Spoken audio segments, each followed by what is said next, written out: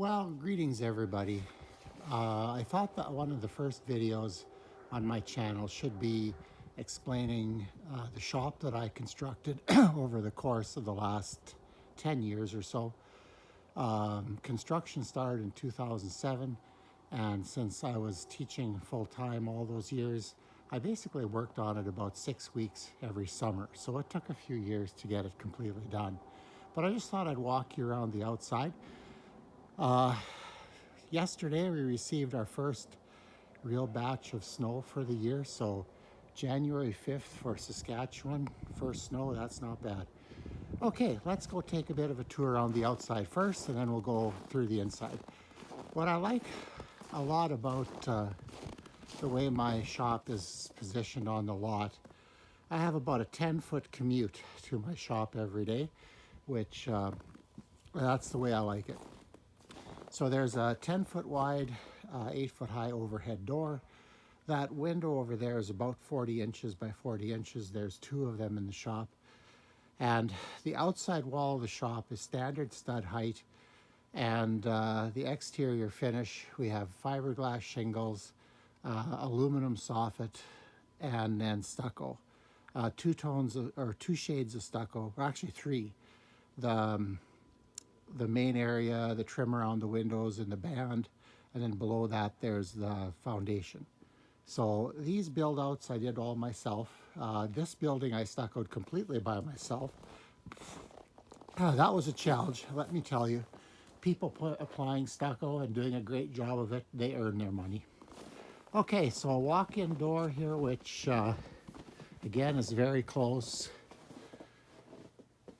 There used to be a lot of tower poplars around our yard, but the poplar borer beetle got them and had to take them all down over the last, well, we just took the last ones down about 2 years ago. So we've been redoing things, but there are some pine trees that surround the shop yet. So our yard is a lot windier now that those trees are gone. And heading out to the backyard now, the shop is on the lot at a 45-degree angle, which is a little strange, but I really like it. Also, you'll notice the corners are cut off. This building is actually an elongated octagon, which again, I really like. I'm not sure why I decided to build it like that, but I've had this in my head for over 20 years. I was going to build my shop this way, probably 30 years. Okay, so there's about a 6-foot wide window by about 40 inches. The band goes all the way around. Got a little garden arbor gate here that was my wife's mom's and has quite a high degree of sentimental value. Power comes in at the back, gas comes in at the back. Fortunately, I can heat with gas here, which works out really well. The other thing that was a priority for me, and in my discussions with our town administrator, important to them as well, is that the building kind of fit into the residential area, which in my view it does. It looks very similar to our house and very similar to our storage garage, which all have the same stucco finish applied. Same under-eave material, same roofing, same everything. So that worked out really well. I think the shop fits into the neighborhood nicely. It's definitely not an eyesore, and that's one thing that I thought was important. So just coming around, you can kind of see the backyard, our storage garage, and my grandkids' clubhouse. When they get older, you just have to change the name of it a bit. So anyway, we're working around here, going to the back of it. One other thing about shooting video outside in this community during the day, this is a very friendly community, and the temptation is for my neighbors to say hi and things like that, but I kind of have to keep filming and keep moving. Okay, so anyway, we're coming through the trees. That's about all there is for the outside. Our house over there, you can see matches everything, and that was important to me as well. So we're going to head inside now. The overhead door basically just gets used to move material in.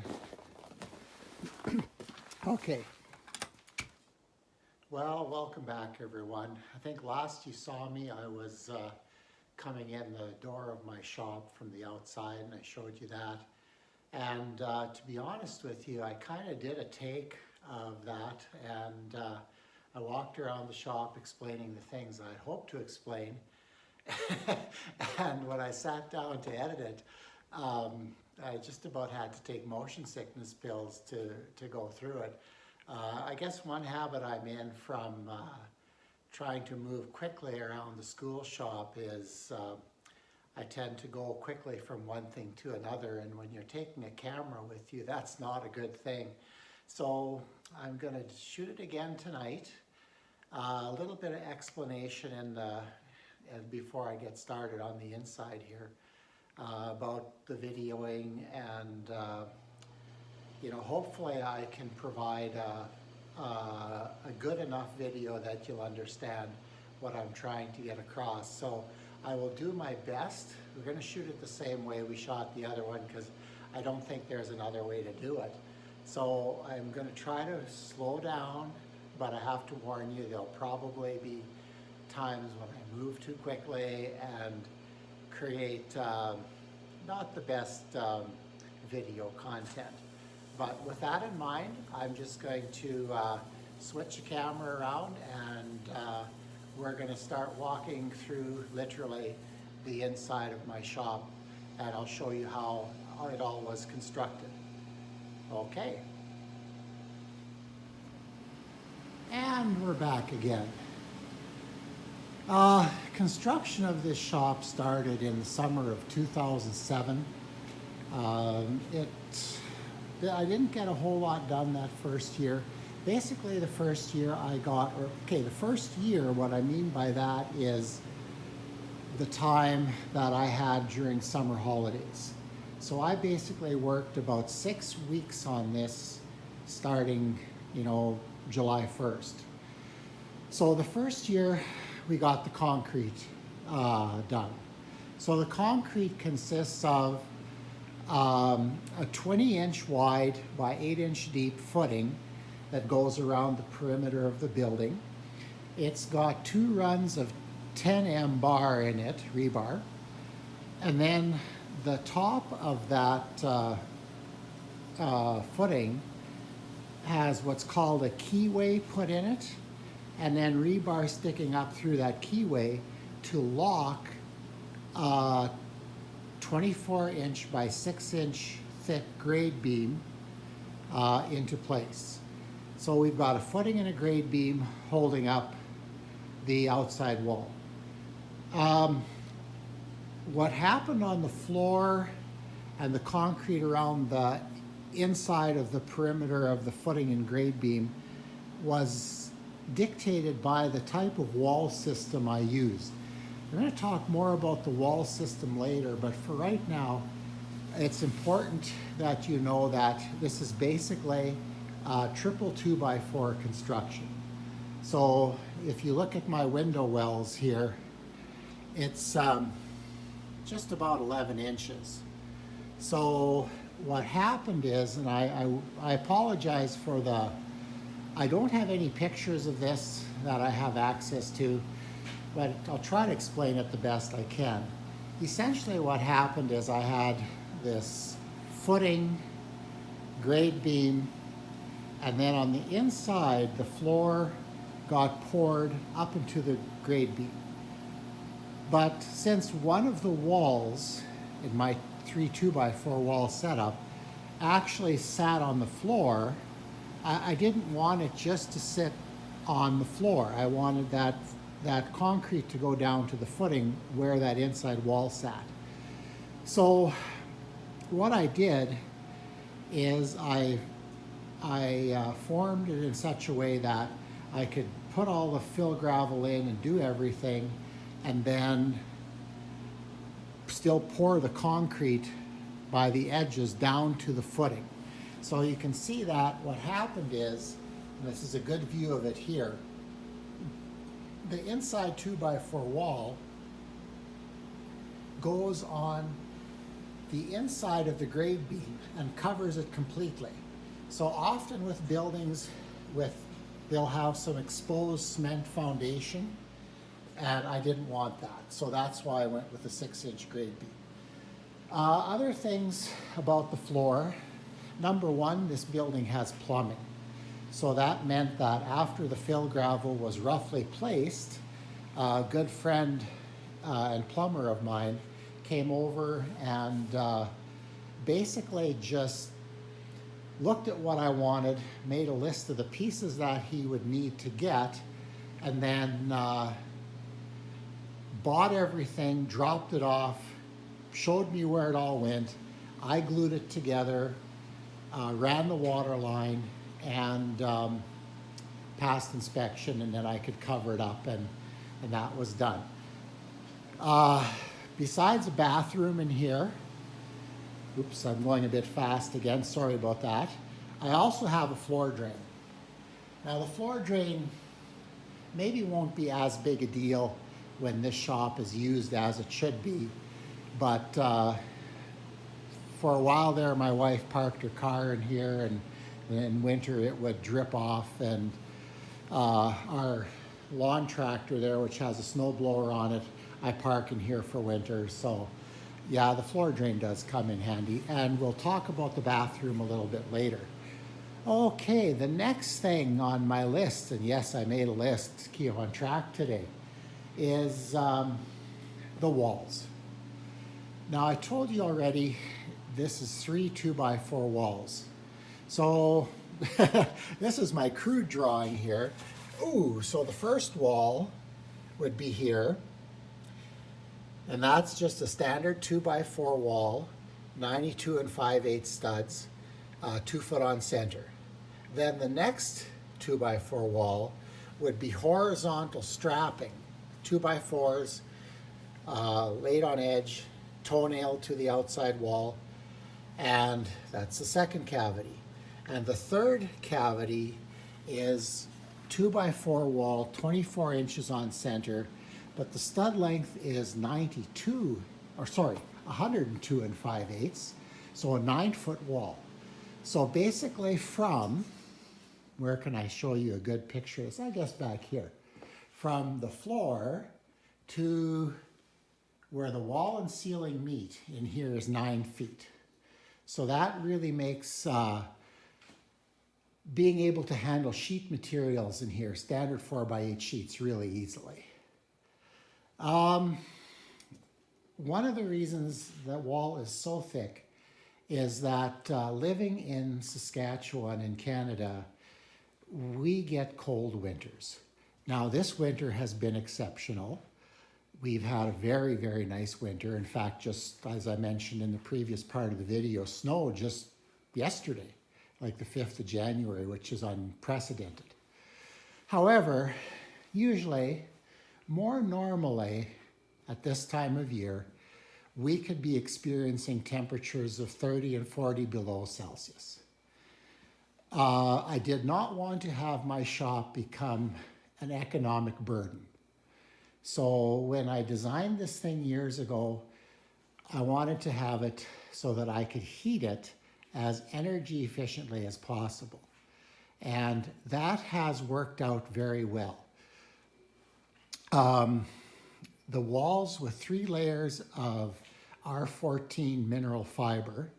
I believe if I do have anybody from the United States who eventually watches this, I think somehow your R factor there is a little bit different than ours, but in essence, it's at least an R40 wall, which I think is decent. Plus with 2 foot on center, there's minimal framing, and that is really good for heat transfer. You don't have 2x4 studs transferring heat through the wall. So that's been really good. The windows that I used are triple pane PVC windows. The inside jamb extension is MDF, 3/4 inch MDF, covered with plastic laminate, in other words, arborite or formica, and finished with a pine casing. And on some windows, you can tell, how is the saying, the carpenter's house is never done. This one, the sanding is done and the finish is applied. And this one, the nails are filled, but they're not finished. So I've got a little bit of work to do here yet. But the windows have worked out nicely.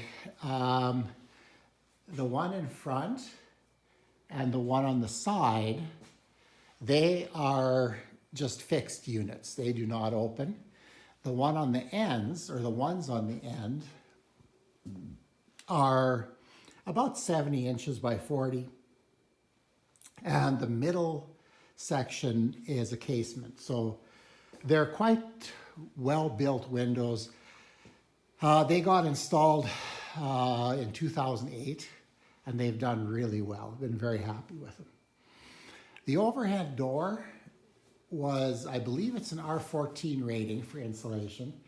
At the time, my lumberyard operator told me it was the most insulated one he could get, and I took his word for it. I didn't really do much research.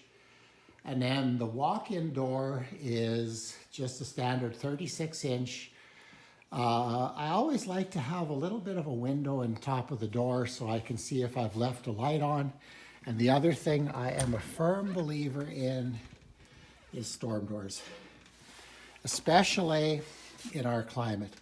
And when you close the inside door in a storm door, basically, in my opinion, you've created a little bit of a hallway. My grandkids can stand in there, but that would also help with the energy efficiency of the structure. So I think that brings us to an end of talking about the walls. Oh, sorry, not quite. There's heavy-duty vapor barrier on here. In Canada, it's, what is it? CGSB. It's a designation for vapor barrier in Canada. I might have it wrong. Correct me in the comments if you want to. To cover, well, first of all, the plastic or the poly went on, and then I sheeted the whole interior of the building with 7/16 OSB. And on top of that is 1/2 inch Type C drywall. I hope I have my ratings right for drywall. Anyway, it's the 1/2 inch fire resistant drywall. So one of the things that has always concerned me is the risk of fire. And again, with the mineral fiber insulation in the wall, which has really good burn ratings, and fire resistant drywall, I'm feeling a little bit better about that. So anyway, moving on to the ceiling, not much to talk about there. It's vaulted. The inside has a 212 slope. The outside is a 412 slope on the roof.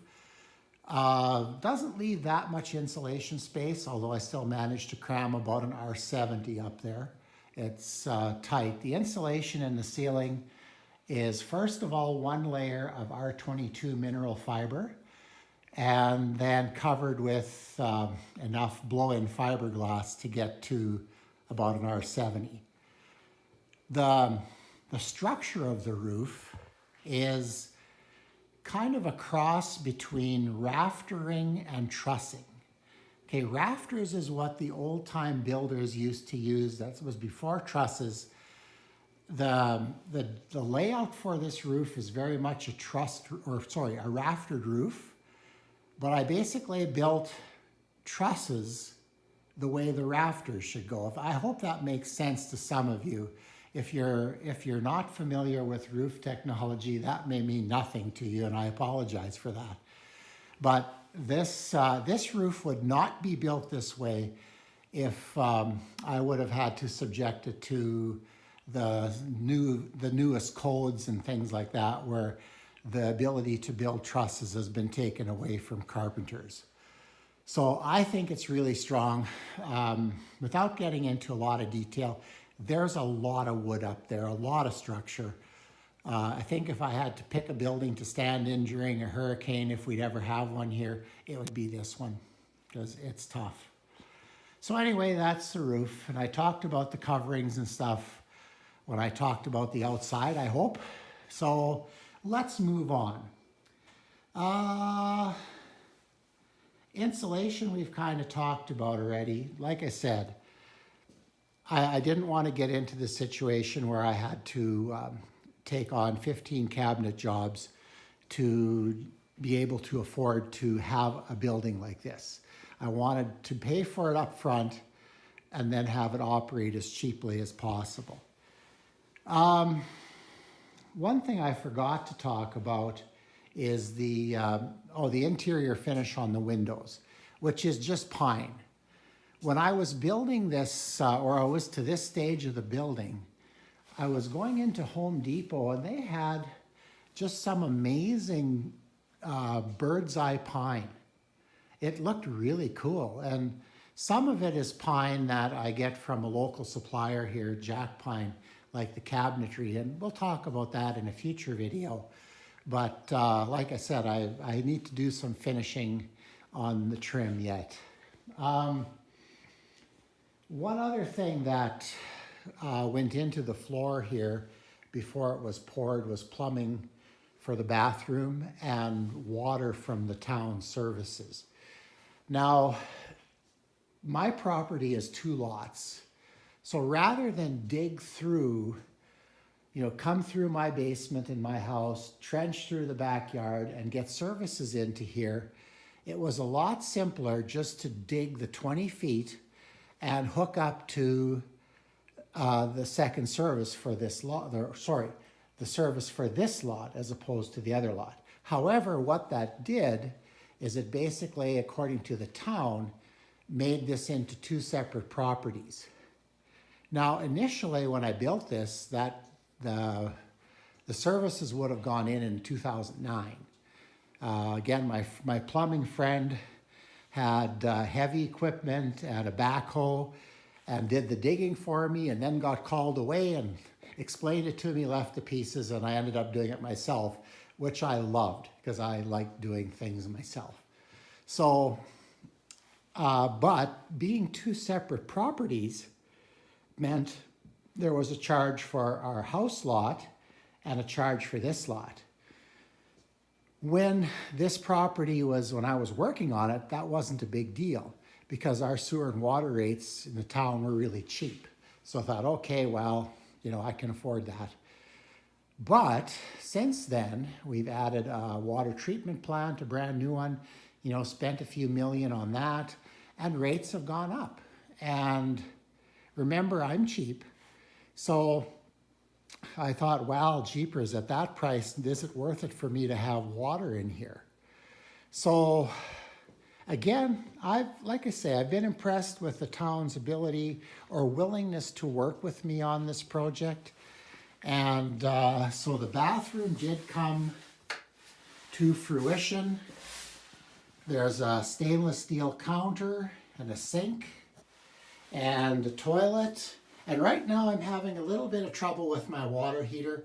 I was silly when I did this. I turned the power on to the water heater with the tank empty.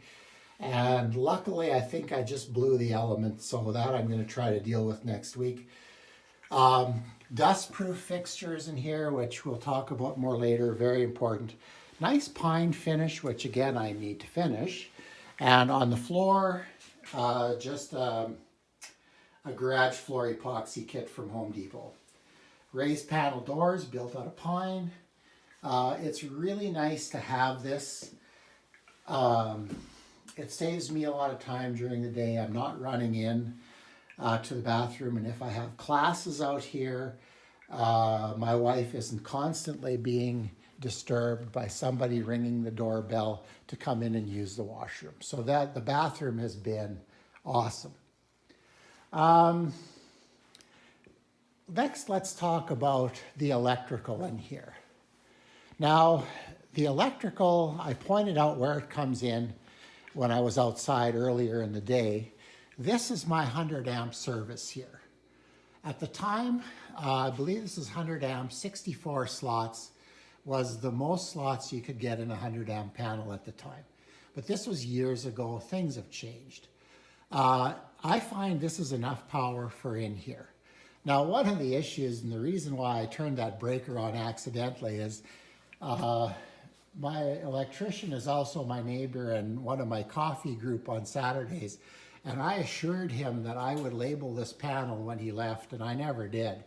And that's something that's going to get done yet. And who knows, maybe I'll share that with you. But you probably noticed by now that all the electrical in here is on the surface. Two reasons for that. Number one, I don't like interrupting vapor barrier. So there are no holes in the vapor barrier here, which is great. Also, it allows me flexibility. I can do whatever I want. If I want to move a plug or change a plug, it's easy.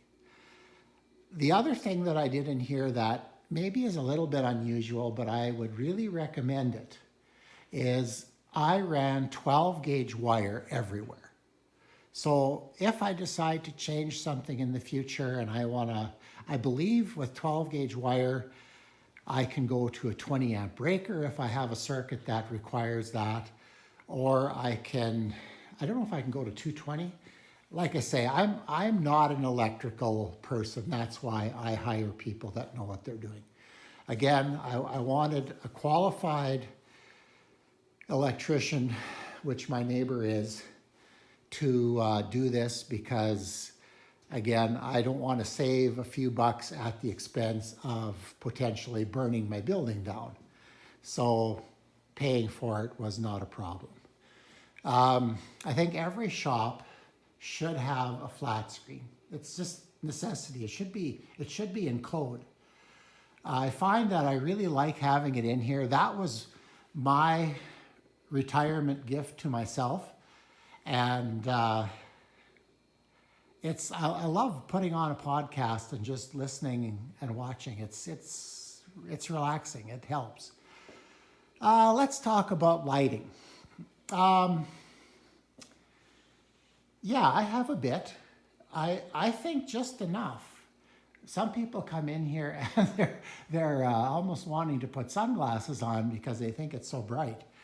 But in my shop, in any shop that I work in, there are two things about the physical environment that make me do poor work. Number one is when I can't see, if I don't have enough light. Number two is when I'm cold. And there's my heater up there. If I'm cold and can't see, I may as well be sitting inside watching TV because I'm useless. So those are things that I deem as very, very important. So I have the fixtures in here are T5 fluorescents, and another friend of mine who's an electronics technician, and his words, not mine, says the difference between these and LEDs is minimal. I did this part of the shop just before LEDs were becoming available in Canada by kind of the mainstream. I had a few Woodworkers Guild friends that ordered them from China and put them in, but I like it. It's nice and bright in here. I don't usually have to use accessory lighting. Turning is one thing that I will set up a light on my lathe yet. But other than that, it's been really good. So I'm really happy with the lighting. There's all kinds of plugins on the ceiling. And eventually what's going to happen is all my major tools will be plugged in like my two bandsaws are. So the cords will go up to the ceiling, and that way things are plugged in. There's less chance of dust getting into the plugins, although all my plugins are basically wet surface or moisture proof plugins. They have special covers and stuff like that, and that's for dust. I don't want any dust in plugins. I had a story from school where one day and one of the electricians and I were looking at some of the electrical in the school shop, and he took the cover off one of the old plugins in the block wall, and to both of our amazement, that electrical box was 3/4 of the way filled with sawdust. That scared me because I thought, man, oh man, we could have had a fire or worse. So yeah, so since I'm a little bit of I have a bit of a fire phobia, everything in here is such that we should have no trouble with dust getting into things. So the lighting is good. That's been a joy to work with. And like I say, there's plenty of 220 and 110 power on the ceiling and also on the walls where there's plugins side by side like that. Usually there's a 110 and 220 close by. Since I had just a general shop layout when I arranged this, I think I did okay. Most of the plugins are ones that I will use. Also, one of the things that most shops or wood shops aren't that used to thinking about is I've got a MIG welder, stick welder, TIG welder, and plasma cutter, and all of them run on 220 welding plugs. So I have a couple over here against the wall and another one by the door, so I can work out on the apron if I need to. There's something else I was going to mention about the electrical yet. Oh well, I'll maybe come to it later if it's important. Oh, the metal lathe as well, which I need to get running here. I've got a few issues with it. Okay, where are we going next? I ought to go check my master syllabus here. Okay, the bathroom, I've already showed you that. Heat, we've already talked about. Just a final word. I think when you're designing a shop, to do good work in a shop, first of all, it needs to be comfortable. It needs to meet your needs. And I already expressed a couple of my needs in a shop are good lighting and a nice warm temperature. However, there are a couple of more things that I'm quite concerned about. They're basically one thing all kind of combined. You'll notice that I'm running power up to the ceiling. I am not wanting to have cords, air hoses, dust collection runs running along the floor. It's just something to trip over, and I'm not interested in that. The goal for this shop is, yes, for me to be able to work comfortably, but also to be able to have other people come in here and work comfortably as well. That's the important part. I may want to teach classes in here. I'm affiliated with Saskatchewan Woodworkers Guild and the Hub City Turners. So and I just happen to have a few lathes. Those of you who know me know that. And there's a good chance that they'll get set up in here and people will come out and they'll turn. That's why I want this shop to be kind of the way I planned it, because it's not just for me, it's for my friends as well. So, and family. My grandkids are working on stuff in here quite regularly. So anyway, I hope I didn't move the camera so fast that you needed to go take gravel after you watch this. Also, I'm hoping that, this is chapter 2. My editing is a little better. Been learning how to use Clipchamp. It seems to be quite a good editing platform for free. So I'm playing with that. bear with me while I learn how to do this, and I appreciate your support while I'm learning. Also, if you could, it would be great if you would like and subscribe. And if you have any questions, please post them in the comments. I always find when you talk about shop design and construction, there's all kinds of comments that, all kinds of questions that people have. So that's it for this week. Have a wonderful week, everybody, and we'll see you on the next video.